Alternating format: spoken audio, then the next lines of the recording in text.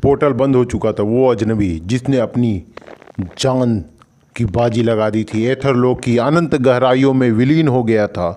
गुफा की दीवारों पर अब भी नीली रोशनी की थरथराहट बाकी थी। जारा धीरे धीरे अपनी आंखें खोलती है। उसका शरीर अभी भी उस काली परछाई के डर से कांप रहा था। जारा डरते हुए कहती है, आर्यन, क्या क्या क्या क्या वह चला गया? क्या उसने हमें बचा लिया?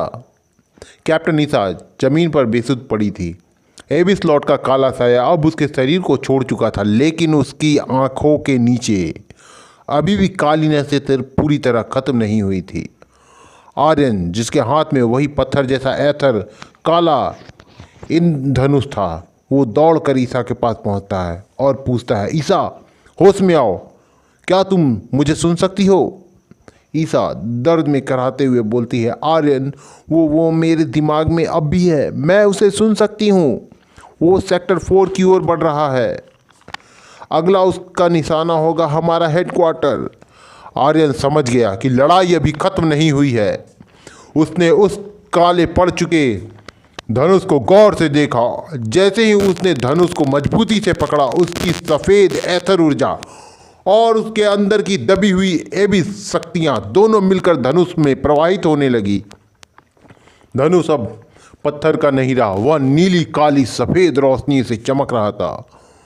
वो एक अद्भुत संगम की तरह सारी शक्तियाँ मिल चुकी थी। यह सिर्फ एक हथियार नहीं था, यह आर्यन की नई पहचान का हिस्सा था।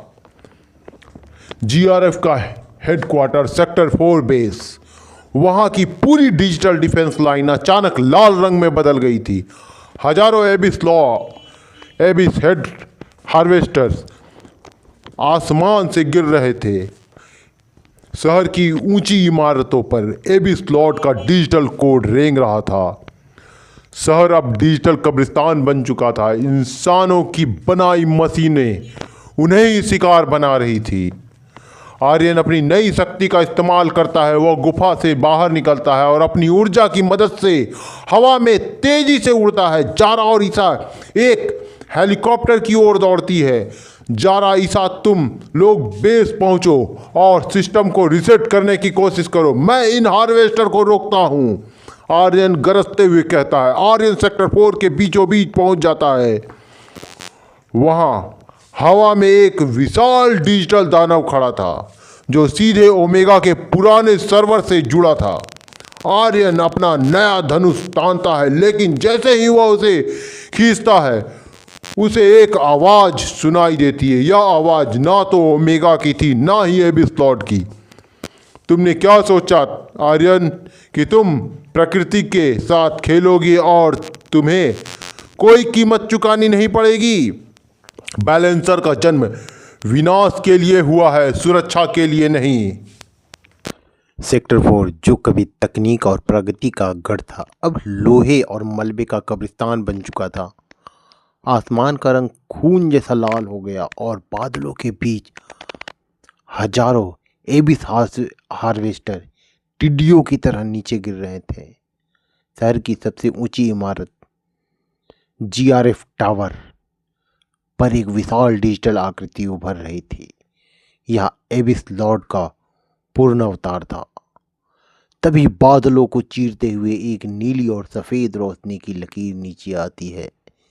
यह आर्यन था। उसने अपने नए एथर धनुष को मजबूती से पकड़ रखा था। जैसे ही उसने उसके स्ट्रिंग को खींचा, एक नहीं बल्कि 10 ऊर्जा से बने एरोज एक साथ दिखने लगे।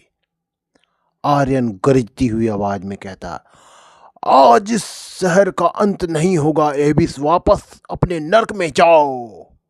आर्यन ने के तीर हार्वेस्टर के झुंड को कागज की तरह फाड़ देते हैं, लेकिन तभी टावर पर खड़ी उस विशाल आकृति की नज़र आर्यन पर पड़ती है।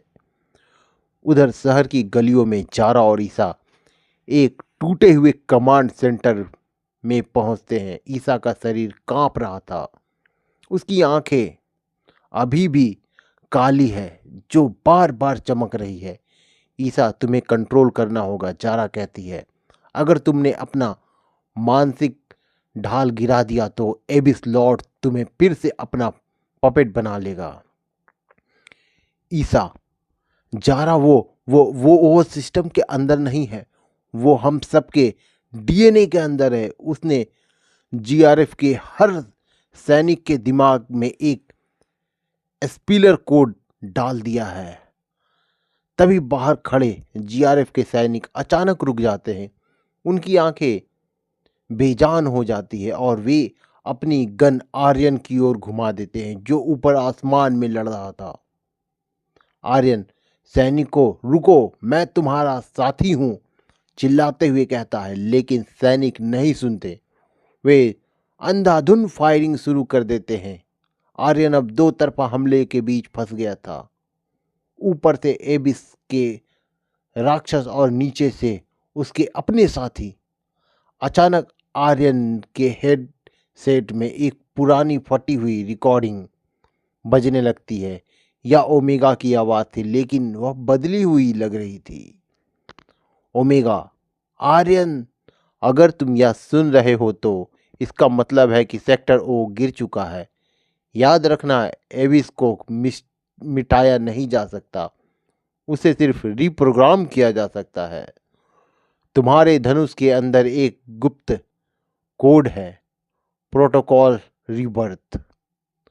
आर्यन अपने धनुष के हैंडल पर हाथ फेरता है। वहां एक छोटा सा छिपा हुआ टच पैनल उभरता है। जैसे ही वह उसे दबाता है, धनुष से एक ऐसी रोशनी निकलती है जो सफेद नहीं बल्कि शुद्ध गोल्डन कलर की थी। लेकिन जैसे ही वह प्रोटोकॉल रिवर्स एक्टिवेट होता है, शहर की जमीन फटने लगती है। मलबे के नीचे से एक पुरानी मशीन बाहर निकलती है, एक विशाल रोबोटिक ढांचा जो देखने में बिल्कुल आर्यन जैसा था, पर उसका आकार एक इमारत जितना बड़ा था।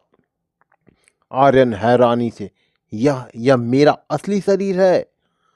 क्या मैं अब तक सिर्फ एक प्रोजेक्शन था? तभी